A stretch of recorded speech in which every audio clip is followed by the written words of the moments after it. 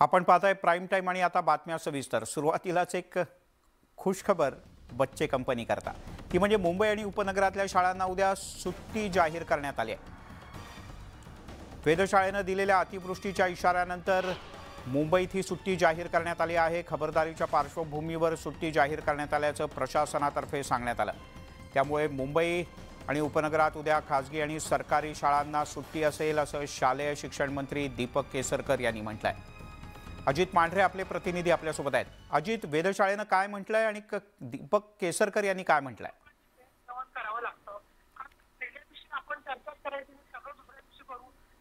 अजित, माझा आवाज पोहोचतोय? मिलिंदजी, आताच विधान परिषदेमध्ये मुंबईचे पालकमंत्री जे आहेत दीपक केसरकर यांनी जी सुट्टी आहे ती जाहीर केलेली आहे। सर्व शाळांना सुट्टी जाहीर केलेली आहे, कारण का आज रात्री 8 वाजल्यापासून मुंबईत रेड अलर्ट जो आहे तो जारी करण्यात आलेला आहे। पण त्याच्या पूर्वीच आज दिवसभर आपण पाहिलं तर मुंबईमध्ये सकाळपासूनच मुसळधार पाऊस पडतोय आणि रात्री आणि उद्या देखील पूर्णपणे रेड अलर्ट असल्यामुळे पावसाची शक्यता जास्त आहे। हवामान खात्याने जे अंदाज व्यक्त केलेले त्यानुसार मुंबईमध्ये उद्या दिवसभरात संपूर्ण ठिकाणी जास्त पाऊस पडेल आणि यामुळे कोणतीही अप्रिय घटना घडू, विशेष करून शाळकरी मुलांना याचा त्रास होऊ नये याकरता आताच त्यांनी विधान परिषदेमध्ये ही घोषणा केलेली आहे की मुंबईतील उद्या सर्व शाळा ज्या आहेत त्या सर्व शाळांना सुट्टी देण्यात आलेली आहे आणि त्याबाबतचे जे आदेश आहेत ते लवकरच जारी केले जातील। ठीक आहे अजित, तुर्तास धन्यवाद या माहितीबद्दल। आणि आता राजकीय बातम्या। राज्यामध्ये महायुतीचं नवीन सरकार अस्तित्वात आल्यानंतर पहिलंच पावसाळी अधिवेशन। भाजप, शिवसेना आणि राष्ट्रवादीच्या नव्या युतीमुळे पावसाळी अधिवेशनात सध्या नेते आमने सामने आल्यानंतर चांगल्या चर्चा रंगतायत। अशीच एक गळाभेटीची चर्चा आज विधानभवनात पाहायला मिळाली। विधानभवन परिसरात आमदार नितीन देशमुख उभे असताना या ठिकाणी संजय शिरसाट आले। यावेळी दोघांनीही एकमेकांची गळाभेट घेतली। यावेळी तिथे ठाकरे गटाचे आमदार कैलास पाटील सुद्धा पोहोचले। यावेळी त्यांच्यात निधी वाटपाच्या मुद्द्यावरून अनौपचारिक चर्चाही झाली। नेमक्या या भेटीत काय झालं जाणून घेऊयात।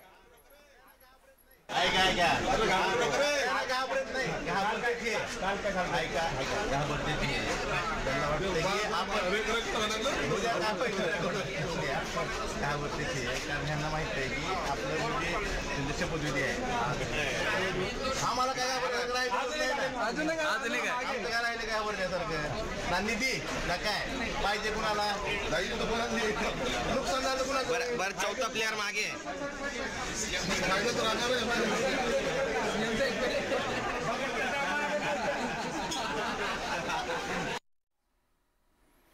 अर्थात असे नर्म विनोद हे कायमच चांगले असतात। वळूयात पुढच्या बातम्यांकडे।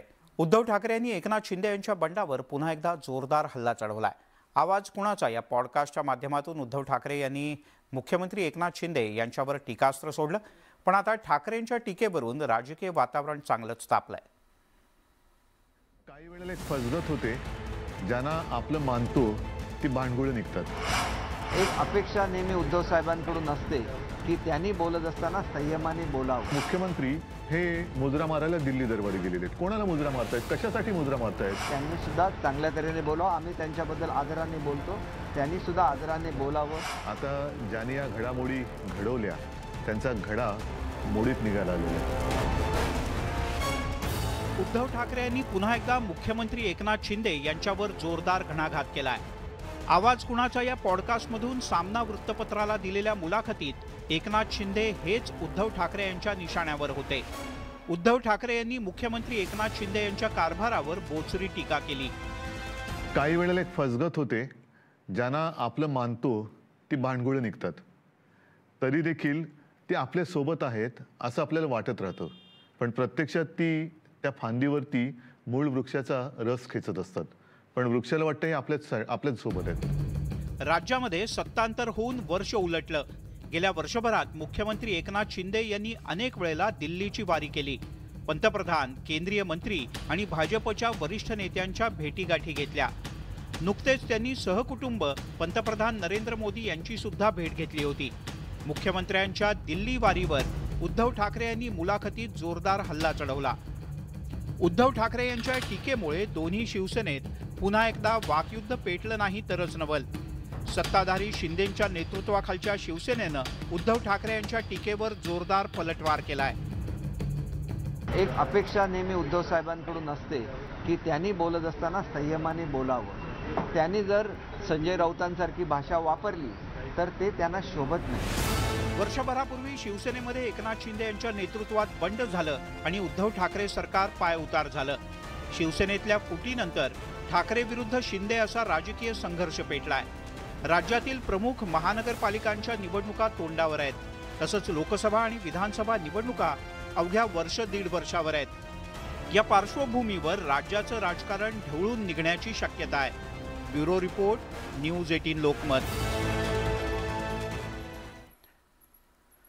तिकडे महायुतीमध्ये नवीन पक्ष येणार नसल्याचं स्पष्ट झालंय, कारण युतीसाठी मनसेचे दरवाजे बंद झाल्याचं राज ठाकरे यांनी सांगितलंय। दुसरीकडे बंडखोरांच्या शरद पवार यांच्याशी असलेल्या भेटी, दोन्ही गटाच्या उघड गळाभेटी, हे सगळं काही राष्ट्रवादीत घडतंय। याच घडामोडींनंतर आता राज ठाकरे यांनी एक नवं भाकीत केलंय। राष्ट्रवादीतली फूट ही पवार यांची मिलीभगत असल्याचा आरोप राज ठाकरे यांनी केलाय। भाजप सोबत जाण्याचं कसं आहे, मी आत्ताच आमच्या विभागाध्यक्षांशी बोलत होतो, कोणी कोणाला तरी भेटलं की युत्या नसते होत, कळलं का? हे यांना भेटले की लगेच युती होते का? आता मी बाळासाहेबांचं एक पुस्तक प्रकाशनाला केलं होतं मुंबईला, त्यावेळेला पवार साहेब तिथे स्टेजवरती होते, युती झाली का लगेच? अजित पवार वगैरे शपथविधीवर झाले त्यावेळेला पहिल्या एका तासात मी एक ट्विट केलं होतं की पहिली टीम रवाना झाली म्हणून, बरोबर की नाही? तसंच होतंय की नाही सगळं? आजही होर्डिंग लागली आहेत ना, शरद पवारांचा फोटो आहे त्याच्यावरती, अजित पवारांचा फोटो आहे। किती खोटं करायला काय मर्यादा आहेत की नाही? पवारांचं राजकारण तुम्ही किती वर्ष बघताय? बघतोय ना, 7-8 वर्ष, बरोबर की नाही? मी खूप वर्ष बघतोय, असंच आहे सगळं मिली बघत आहे असंच। हो, अर्थातच, म्हणजे काय? मला विरोधी पक्ष पहिला सांगा, मोठा प्रश्न आहे। मला कळतच नाहीये सध्या। म्हणजे आमचा पक्ष एकच पक्ष जो विरोधी पक्ष दिसतोय, बाकी काय सगळ्यांचेच लागे बांधे। राज्यातील टोल वसुलीवरून मनसे पुन्हा एकदा आक्रमक होण्याची शक्यता आहे, कारण रविवारी मनसेच्या कार्यकर्त्यांनी सिन्नर नजीकच्या समृद्धी मार्गावरच्या टोल नाक्याची तोडफोड केली। यानंतर अमित ठाकरे यांनी तोडफोड करणाऱ्या कार्यकर्त्यांचा सत्कार केला। यावरून आता राजकीय वातावरण तापलंय।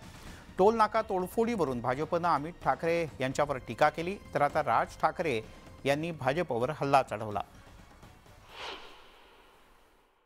टोलमुक्त महाराष्ट्र करू, हे भारतीय जनता पक्षाने निवडणुकीच्या काळात जे सांगितलं होतं त्याचं काय झालं एकदा भारतीय जनता पक्षाने पण सांगावं ना। प्रत्येक वेळेला जे काही टोल जे काही म्हैसकर नावाच्या माणसाला मिळतात, हा कोण लाडका, कोणाचा लाडका आहे हा म्हैसकर? हे टोलची प्रकरणं तरी काय आहेत?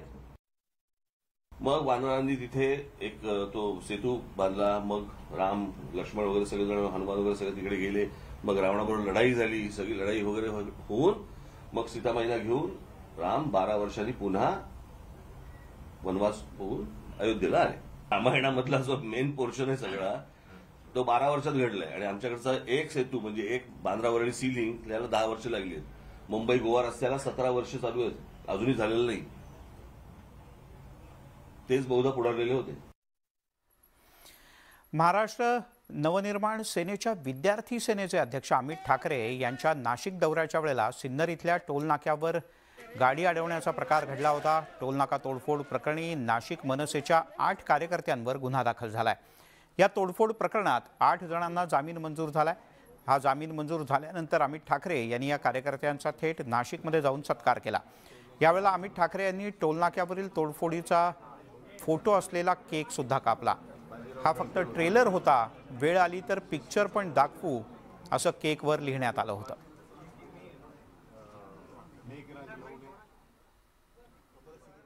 मुद्दामून दिला नाहीये, पण जो अनायसे घडून आलाय तो मला वाटतं की नशिबाने तो जाणं गरजेचं होतं। मी खरं तर येऊन अभिनंदन करणारच होतो, कारण माझ्या आयुष्यात माझ्यासाठी कोणीतरी पहिली केस घेणारं असं असेल तर मला वाटतं कुठेतरी जाऊन माझी एक भावनिक हे होती की मी जाऊन भेटलो पाहिजे त्यांना, मुंबईला बोलवून घेण्यापेक्षा। त्याच्यामुळे मी नाशिकला आलो। मी आज तुम्हाला खरंच व्हिडिओ काढून पाठवतो, मी येताना व्हिडिओ काढायला विसरलो, पण परिस्थिती बघा, आपण एक रोडचे नाही बोललो तरी 8 ते 10 टॅक्स वेगळे भरतो टोल सोडून, आणि तुम्ही आज रोडची परिस्थिती बघा काय. तर त्याच्यामुळे मी आज फक्त भेटायला आलो माझ्या सहकाऱ्यांना. मुंबई पोलीस दलात 10,000 पोलीस शिपायांचा तुटवडा असल्यानं मनुष्यबळाची मोठी कमतरता आहे. त्यामुळे राज्यात पोलीस कर्मचाऱ्यांची भरती करण्याचा निर्णय राज्य सरकारनं घेतला आहे. पोलीस दलात कंत्राटी स्वरूपाची भरती होणार असल्याची चर्चा गेले काही दिवस होती. मात्र गृहमंत्री देवेंद्र फडणवीस यांनी त्याला पूर्णविराम दिला. कोणत्याही प्रकारे कंत्राटी स्वरूपातली पोलीस भरती होणार नसल्याचं त्यांनी स्पष्टपणे सांगितलं. मुंबईसारख्या ठिकाणी इतक्या मोठ्या प्रमाणात 10,000 पोलिसांचं डेफिसिट ठेवून मुंबईसारखं शहर सुरक्षित ठेवता येत नाही. म्हणून कंत्राटी नाही, नेहमी आपण वेगवेगळ्या आस्थापनांना आपल्या महामंडळांतर्फे जसे पोलीस देतो तशाच प्रकारे देण्यात येत आहेत. कुठेही पोलिसांमध्ये कंत्राटी पद्धतीचा वापर केला जाणार नाही, तो करण्याचा विचार देखील नाही. दरवर्षी नियत वयोमानानुसार होणारी सेवानिवृत्ती, आंतरजिल्हा बदली, दरवर्षी सुमारे 1500 पोलीस निवृत्त होतात. सन 2019, 20 आणि 21 मध्ये पोलीस भरती होऊ शकली नाही. त्याच्यामुळे ही न होऊ शकल्यामुळे मोठ्या प्रमाणात रिक्त पदं तयार झाली आणि दुर्दैवाने कोविड काळात आणि अपघातामुळे 500 पोलिसांचा मृत्यू झाला. आणि म्हणून अभूतपूर्व अशा प्रकारे 10,000 पोलिसांची डेफिसिट किंवा त्या ठिकाणी रिक्त जागा या पोलीसमध्ये राहिल्या आहेत. 14,596 पोलीस शिपाई संवर्गातील पदे व 2,174 पोलीस शिपाई चालक संवर्गातील पदे तसेच SRPF ची पदे भरण्यास मंजुरी दिली असून एकूण 18,311 पोलीस भरती प्रक्रिया सुरू आहे. उपरोक्त भरण्यात येणाऱ्या पदांमध्ये बृहन्मुंबई पोलीस आयुक्तालयासाठी 7,076 पोलीस शिपाई संवर्गातली पदे आणि 994 चालक संवर्गातली पदे ही भरण्यात येणार आहेत. राज्यामध्ये पोलिसांच्या भरतीवरून देवेंद्र फडणवीस यांनी विधानसभेत निवेदन दिल्यानंतर काँग्रेसचे आमदार भाई जगताप यांनी देवेंद्र फडणवीस यांचं कौतुक केलं. मात्र यानंतर काही वेळांनी भाई जगताप यांनी नीलम गोऱ्हे यांनी बोलू न दिल्याचं सांगितलं. यानंतर भाई जगताप आणि नीलम गोऱ्हे यांच्यात शाब्दिक वाद झाला. त्यांना जे काम दिलं आहे ते इमाने इतबारे करत असल्याचं भाई जगताप म्हणाले. तर त्याला प्रत्युत्तर देताना नीलम गोऱ्हे यांनी मी कुणालाही जाणीवपूर्वक मध्ये थांबवत नाही, माझं काम मी करते असं ठणकावून सांगितलं. आपल्या पत्राचाही मी उल्लेख केला होता. एवढंच नव्हे तर माध्यमांसमोर मी ही गोष्ट सांगितली की मी स्वागत करतो या गोष्टीचा. आपण आता जे म्हणताय नाही, आता स्वागत करतायत उपमुख्यमंत्र्यांच्या निवेदनानंतर. काय नाही, बोला बोला. प्रॉब्लेम असा आहे तुमचा, तुम्ही पूर्ण ऐकून न घेता तुम्हाला जी काय जबाबदारी दिली ती इमाने इतबारे पार पाडताय. चांगलं आहे. हे असं आहे की या बाबतीमध्ये माध्यमांना बोलताना मी ही गोष्ट मी सांगितली. मी थांबवण्याचं काम करते तर मुद्दाम कुणाला तरी थांबवायचा हा माझा हेतू नसतो. त्याच्यामध्ये मी पूर्वी पण अशीच वागत होते आणि आताही तसंच करते. माझं जे कर्तव्य असतं ते मी पूर्ण करत असते. त्यामुळे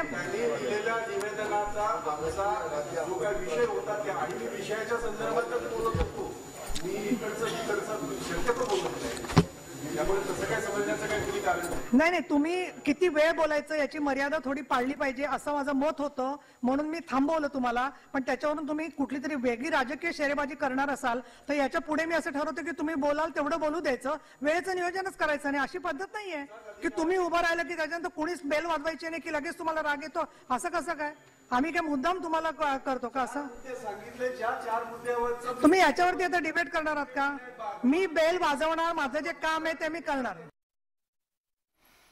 तिकडे कोल्हापूरला मुसळधार पावसानं झोडपून काढलाय. यामुळे कोल्हापुरात पूरपरिस्थिती निर्माण होण्याची शक्यता होती. पण कर्नाटकातील अलमट्टी धरणातून पाण्याचा अतिरिक्त विसर्ग सुरू करण्यात आलाय. अलमट्टी धरणातून सध्या 1,25,000 क्युसेक्स पाण्याचा विसर्ग सुरू आहे. त्यामुळे कोल्हापुरातील पूरस्थिती कमी व्हायला मदत होईल.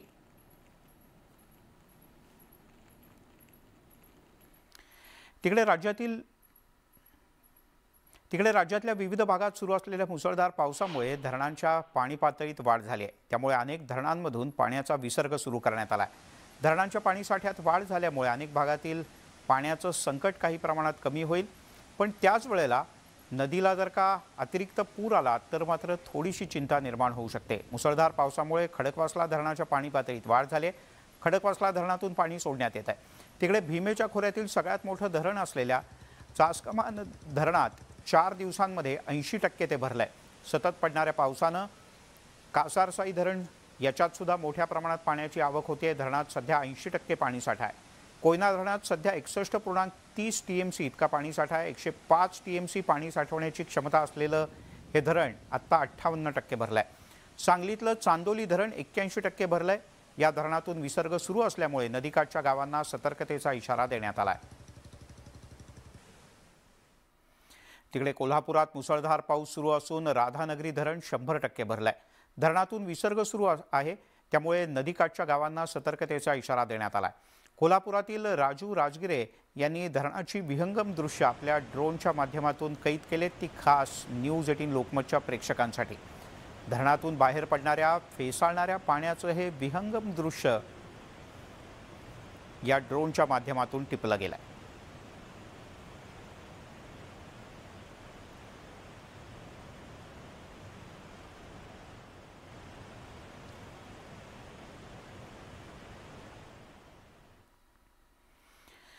भारतात G20 शिखर परिषदेसाठी दिल्लीतल्या प्रगती मैदानावर पुनर्विकसित केलेल्या RTPO कॉम्प्लेक्स हा पूर्णतः सज्ज झालाय। पंतप्रधान नरेंद्र मोदी यांनी या RTPO कॉम्प्लेक्सचं उद्घाटन केलं। मोदी सरकारच्या 3ऱ्या कार्यकाळात भारत जगातील 3ऱ्या क्रमांकाची अर्थव्यवस्था म्हणून उदयास येईल। मी सांगतो आहे की मोदींची गॅरंटी आहे, असं वक्तव्य आज नरेंद्र मोदी यांनी आपल्या भाषणाच्या दरम्यान केलं। बुधवारी संध्याकाळी पंतप्रधानांच्या हस्ते प्रगती मैदानातल्या कन्व्हेन्शन सेंटरचं उद्घाटन झालं। या वास्तूचं नाव भारत मंडपम असं ठेवण्यात आलं आहे। यावेळी केलेल्या भाषणात पंतप्रधान मोदी यांनी 2024च्या लोकसभा निवडणुकाआधीच विजयाचा दावा केला। तसंच आपल्या 3ऱ्या कार्यकाळात भारत 3ऱ्या क्रमांकाची अर्थव्यवस्था ठरेल असा आशावादही त्यांनी व्यक्त केला। आपल्या देशात काही वेगळ्या विचारधारेचे लोक आहेत, नकारात्मक विचार करणाऱ्यांची आपल्या देशात कमतरता नाही। भारत मंडपमची निर्मिती रोखण्यासाठी सुद्धा काही जणांनी खूप प्रयत्न केले, कोर्टाच्या फेऱ्या मारल्या, पण जिथे सत्य असतं तिथे देव असतो यावर माझा विश्वास असल्याचंही पंतप्रधान म्हणाले। हमारे पहले टर्म की शुरुआत में भारत वर्ल्ड इकोनॉमी में 10वें नंबर पे था। जब मुझे आप लोगों ने काम दिया तो हम अब 10 नंबर ही थे।